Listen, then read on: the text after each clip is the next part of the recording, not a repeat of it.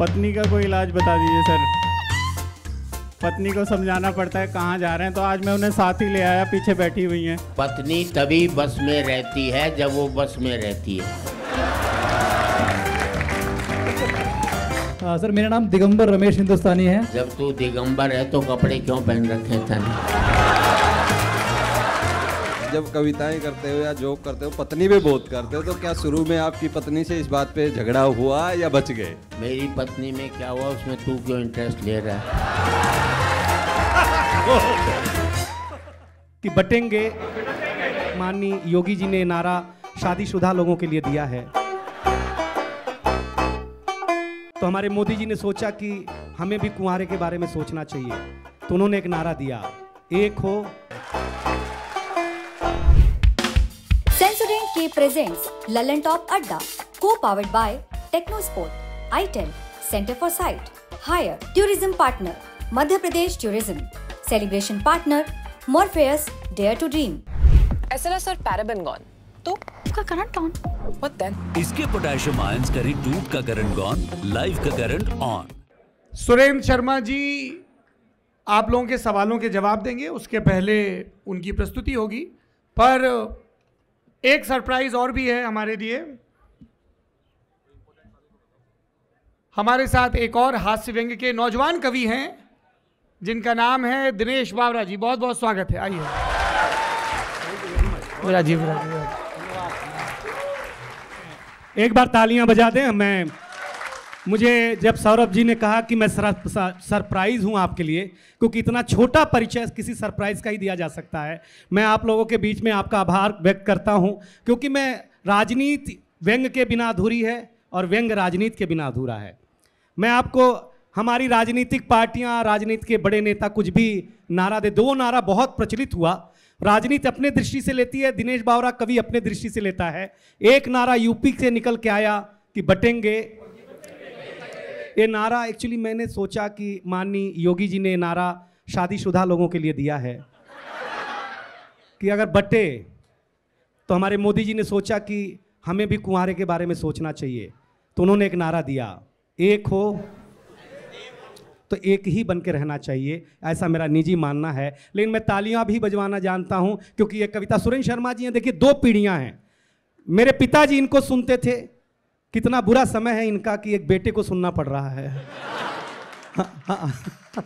सही बताता, मेरे बाबूजी सुना करते थे नीचे बैठ करके। लेकिन जिस घर में ऐसे बुजुर्ग हंसते नहीं हो, हंसाने के काम आते हो, वहां हिंदुस्तान में लोकतंत्र जिंदा है, ये मैं दावे के साथ कह सकता हूं।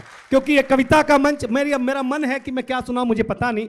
दो कविताएं मेरे पास विशेष हैं। एक कविता मोबाइल के खिलाफ है, और एक कविता हमारे जो नौजवान जब गांव में जाते हैं और किसान को देख करके उनकी अहमियत नहीं समझते हैं, तो उस पर है। आप तालियां बजा करके बता दें कि कौन सी सुनाऊं, मैं वही सुना दूंगा। मोबाइल के खिलाफ सुनना पसंद करेंगे?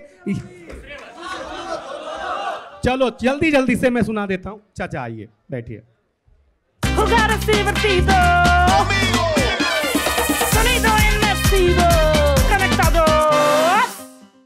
हम लोग साथ सफर कर रहे थे, ये इतने वायरल हो गए ललन टॉप पे अभी अभी हाल में, कि रेलवे स्टेशन दिल्ली में इनको सब लोग ललन टॉप कह के बुला रहे थे। आज की बात बता रहा हूँ, और मुस्कुरा रहे थे। बहुत अच्छा, बहुत मन के साथ दोनों कविताओं, क्योंकि ये बहुत बड़ा प्लेटफॉर्म है मेरे लिए। पहली कविता मोबाइल पर सुनिए कि मैंने कैसा सोचा और क्या लिखा। बहुत मन के साथ सुना रहा हूं कि सूरज इस दुनिया को खतरा, इस दुनिया, पहले चार लाइनें चाचा। ये कविता का रंग जब हरिवंश राय बच्चन की कलम में उतरा तो उन्होंने लिखा, रंग बरसे भीगे चुनर वाली ये रंग आस्था की चौखट पर आया, तो मीरा ने गाया, श्याम पिया मोरी रंग दे चुनरिया, ऐसी रंग दे कि रंग ना ही छूटे रामा, धोबिया धोए चाहे सारी उमरिया। ये रंग फिल्मी पर्दे पर आया तो सुनील दत्त साहब ने कहा कि रंग और नूर की बारात किसे पेश करूं, ये मुरादों की हंसी रात किसे पेश करूं। ये रंग शायरी में आया तो शायर ने लिखा, इसी रंग रंग में रंग है, तुझे रंग रंग में रंग दिया, मेरा रंग आया है रंग पर, तेरा रंग चढ़ के उतर गया। ये रंग कविता में आया तो कवि ने लिखा, इस रंग बदलती दुनिया में मैं रंग बेचता हूं, और एक एक हाथ लहरा देना। ये रंग जब 23 साल के नौजवान के सर चढ़ करके बोला तो गली गली में भगत सिंह ने गाया, मेरा रंग दे बसंती चोला माए। ये कविता का रंग है यार। ये मैंने आपके जोश भरने के लिए सुनाया। और कविता सुनिए, इस दुनिया को खतरा न चीन, न पाकिस्तान, न इजराइल से है। इस दुनिया को सबसे ज्यादा खतरा आज की तारीख में आपकी जेब में रखे हुए 6 इंच की मोबाइल से है। 5 तालियां आई हैं, तालियां बढ़ेंगी, क्योंकि सूरज तेजी से ढल रहा है, जमाना रोज बदल रहा है। एक संत ने टीवी पे प्रवचन देते हुए कहा, अब पत्रकारिता के विद्यार्थी हैं तब सुनिएगा। एक संत ने टीवी पे प्रवचन देते हुए कहा कि अगर आप मोह माया से दूर रहना चाहते हैं तो मुझे लाइक कीजिए और साथ में मेरा YouTube चैनल सब्सक्राइब कीजिए। आज नहीं तो कल होना चाहता है, साधु हो, संत हो, महात्मा हो, हर कोई वायरल होना चाहता है। इस मोबाइल की दुनिया ने कमाल कर दिया है, हमारा बुरा हाल कर दिया है। पहले मेरा बच्चा घर से बाहर जाता था तो मेरा जी घबराता था, घड़ी पे नजर रहती थी, समय पे नहीं आता था तो मैं पड़ोस में पूछने चला जाता था। लेकिन अब मैं लाचार हूं, बेकार हूं, क्योंकि खुद के ऊपर खुद का बस नहीं चल रहा है। मेरी आंखों के सामने मोबाइल मेरे बच्चे को निगल रहा है, न मैं चिल्ला रहा हूं न किसी को बुला रहा हूं। इस घटना ने मुझे परेशान कर दिया है। अभी मैंने अपने बच्चे का बचपन देखा भी नहीं कि इस मोबाइल की दुनिया ने उसे जवान कर दिया है। ये मोबाइल जिसका भी आविष्कार है, पीछे वाले भी इसी ग्रुप में हैं। हाँ, क्योंकि आपकी ताली नहीं आ रही है तो मुझे लग रहा है मैं हीरोइन हूं कि कवि हूं, समझ में नहीं आ रहा मेरे। आप भी ताली बजाइए दोस्त, मैं सुनाने वाला आदमी हूं। मैं अगर सुना रहा हूं कि आपका कानों तक मेरी आवाज जा रही है तो आपकी तालियों की आवाज भी मेरे कानों तक आनी चाहिए। न मैं उधार रखूं ना आप उधार रखें, बराबर का मामला आ करके निकल के आना चाहिए। तब मैं आपको सुनाना चाहता हूं बड़े मन के साथ। जवान कर दिया है ये बच्चा, जवान कर दिया है ये मोबाइल। जिसका भी आविष्कार है उसका सम्मान है, क्योंकि इसका हमारे जीवन में बड़ा योगदान है। लेकिन इसके भीतर के कुछ आविष्कारों ने हमें भोगी बना दिया है। शरीर तो शरीर, मनोरोगी बना दिया है। इसने हमारा सुकून छीना है, इसने हमारा संस्कार छीना है। अगली 2 पंक्ति पर एक एक ताली लहरा देना। इसने हमारा सुकून छीना है, इसने हमारा संस्कार छीना है, इसने घर में बैठ के एक साथ बतियाने वाला परिवार छीना है। और आपके आदरणीय सौरभ भैया सबसे ज्यादा किताब पढ़े जाने वाले शख्सियत हैं। हर इंटरव्यू में उनका किताब का पढ़ा हुआ देखा जाता है। इसने छीना है नई किताब की सुगंध को, इसने छीन लिया है बेटी के शादी के निमंत्रण पत्र पर हल्दी की गंध को। इसने घूंघट छीना है, हर रात छीना है, चैट की आड़ में संवाद छीना है। आप कहेंगे कि ये सब नुक्ता चीनी है, कलेजे पे हाथ रख करके सोचेंगे तो कलेजा फट जाएगा, क्योंकि इसने आपके जीवन जीने का आधार अर्थात उत्सुकता छीनी है। दुनिया तूने कुछ अजीब सा परोसा है। आज हमें गुरु से ज्यादा गूगल पे भरोसा है। और अगली पंक्ति पर आप अगर पढ़ते होंगे हिंदी तो आपको आनंद आ जाएगा। ये भी एक कमाल है, लल्लन टॉप को सुनने वाले, चाहने वाले, ये भी एक कमाल है। जो इंग्लिश में नेट है वो हिंदी में जाल है, और जिस मछुआरे का ये जाल है उसका नाम बाजार है। कुछ लोग जूझ रहे हैं, कुछ लोग जूझ करके थक चुके हैं। आप माने या ना माने, हम लोग थोड़ा थोड़ा तो इसमें फंस चुके हैं। अगर आप अपने आप को चाहते हैं बचाना तो इस मोबाइल से पूरी तरह नहीं मगर थोड़ा दूर होगा जाना, वरना जिंदगी के हरे भरे जज्बात खो देंगे। ये लल्लन टॉप के मंच पर आंख में आंख डाल करके कविता सुनने के एहसास खो देंगे। अब ये निर्णय आपका है कि आपको कैसे रहना है, कैसे जीना है। लेकिन एक दिन घर में बैठ करके जरूर सोचिएगा कि 6 इंच की चीज ने आपके संसार का क्या क्या छीना है। अंतिम 2 पंक्ति और मेरी जगह, आप आशीर्वाद अगली बार आऊंगा तो किसान पर सुना दूंगा, आप सुरेंद्र जी को सुनिएगा। निवेदन लल्लन टॉप पूरे हिंदुस्तान, पूरी दुनिया से इतना सा है दिनेश बावरा का कि अपने हौसले को, नौजवानों अपने हौसले को बुलंद करना सीखिए। मोबाइल चलाना तो सीख लिया है, थोड़ी देर बंद करना सीखिए। बहुत बहुत धन्यवाद, बहुत बहुत धन्यवाद।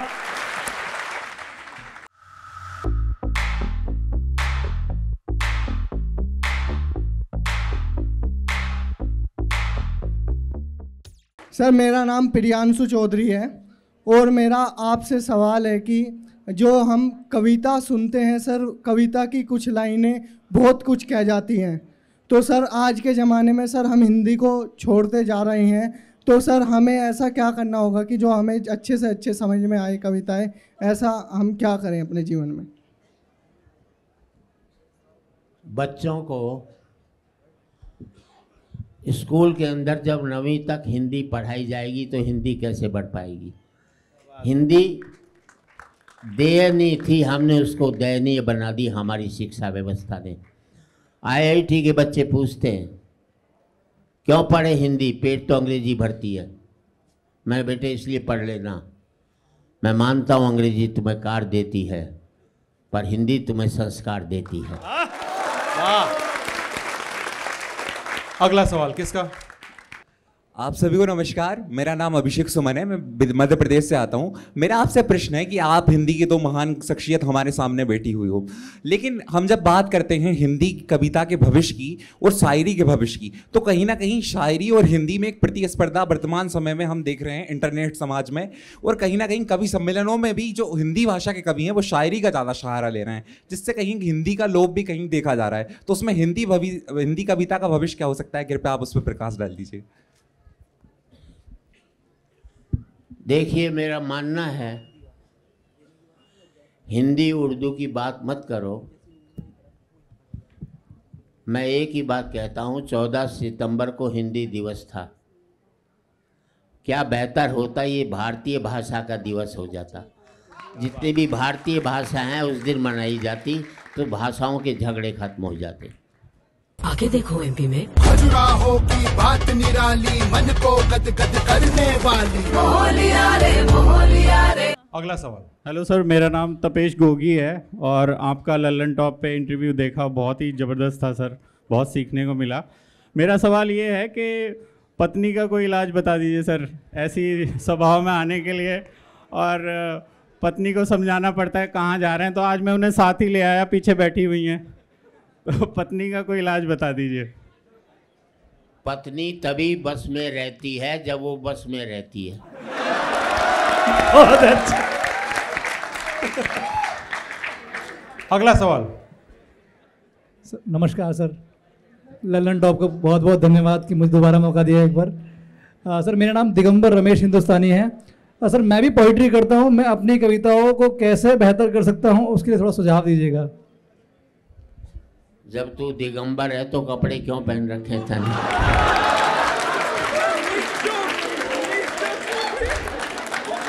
सर नमस्ते, मेरा नाम उमेश है। आप जब कविताएं करते हो या जोक करते हो, पत्नी पे बहुत करते हो, तो क्या शुरू में आपकी पत्नी से इस बात पे झगड़ा हुआ या बच गए? मेरी पत्नी में क्या हुआ उसमें तू क्यों इंटरेस्ट ले रहा है?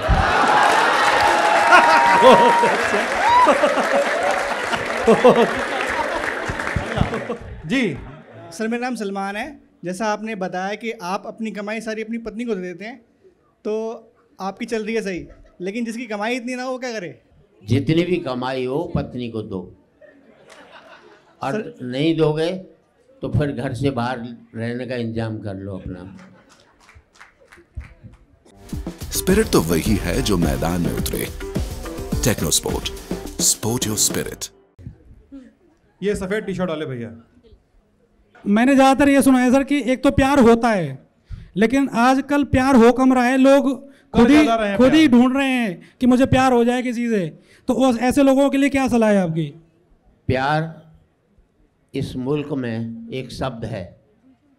प्यार कहो व्यापार कहो तुम, शब्द अलग हैं, अर्थ एक है। क्या बात है, क्या बात। इस मुल्क में हमने प्यार से प्यार कब कहा?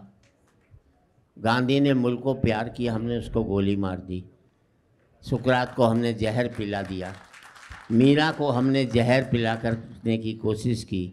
प्यार से प्यार कहाँ किया हमने तो प्यार से नफ़रत की है, और उसको बेहतर नहीं बनाना। प्यार को हम जिंदगी नहीं, अपने जीवन की लालसा, प्यार विलासता में बदल गया है। प्यार का महत्व ख़त्म कर दिया गया है इसकी तारीख में। क्या बात है। इस मुल्क में प्यार पर फिल्में बनती हैं जिसमें 100-150 कत्ल तो आराम से हो जाते हैं। अच्छा, ये फिल्म वाले नफरत पर नहीं बनाते, वरना पता नहीं कितने कत्ल कर देते इस तरह से। चलिए सर, आपको पद्मश्री जीतने के लिए मैं बधाई देना चाहता हूँ। बहुत देर से दिया है, पर मैंने आपको बचपन में सुना था कवि सम्मेलनों में। मेरा आपसे सवाल ये है कि आजकल के जो नौजवान कवि हैं, कवियत्री हैं, वो सब मुक्त छंद में ज़्यादा लिखते हैं। आपका उस पर क्या टिप्पणी है? क्या आपको बुरा लगता है कि छंद में अब कोई नहीं लिख रहा है, सब मीटर तोड़ के लिखते हैं? कविता कविता है, चाहे छंद मुक्त लिखी जाए या छंद में लिखी जाए। मैंने भी आज तक छंद मुक्ति कविता लिखी है, क्योंकि मैंने हिंदी पढ़ी 9वीं क्लास तक थी। फिर हायर सेकेंडरी इंग्लिश में की, फिर बीकॉम अंग्रेजी में किया, फिर एमकॉम अंग्रेजी में की, फिर लॉ अंग्रेजी में की। जब मैंने हिंदी पढ़ी नहीं तो मैं छंद का ज्ञान कहाँ से रख पाऊँगा। लेकिन कविता कविता है, चाहे जिस विधा में भी लिखी जाए। और सबसे बड़ी बात ये, कविता वो कविता कोई भी नहीं है जो आदमी को आदमी से तोड़ती है। कविता वो होती है कि आदमी को आदमी से जोड़ने का काम करे।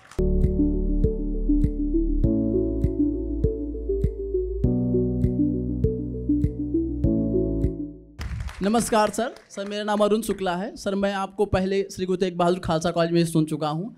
सर मेरा प्रश्न है कि आजकल की जो बोलचाल की भाषा है वो खड़ी बोली से हिंग्लिश के रूप में परिवर्तित हो रही है। तो हिंग्लिश के प्रारूप पर आप क्या कहना चाहेंगे? और दूसरा मेरा प्रश्न है कि एक कविता लिखने के लिए क्या अनुभूतियाँ जरूरी हैं या शब्दावलियों से काम चल सकता है? धन्यवाद सर। मैं आपको बताता हूँ, सारी कलाएं, चाहे संगीत है, चाहे पेंटिंग है, या जितनी भी कलाएं हैं, क्लासिकल म्यूजिक है, ये सब सिखाई जा सकती हैं। इसलिए बड़ी होती हैं क्योंकि उनमें भाषा का संकट नहीं होता, पूरे संसार की भाषा होती है।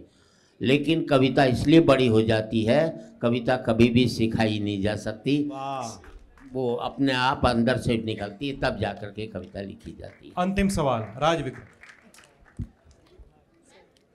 सर आप हिंदी कविता के हास्य मंच के बहुत इंग्लिश वाला ये कि हमें दूसरी भाषी भाषाओं को अपनी उसमें स्थान देना चाहिए, क्योंकि अंग्रेजी हिंदी वो नहीं है जो एक ऑफिसर बोलता है या हिंदी का विद्वान बोलता है। हिंदी वो है जो एक रिक्शे वाला बोलता है, जो एक मजदूर बोलता है।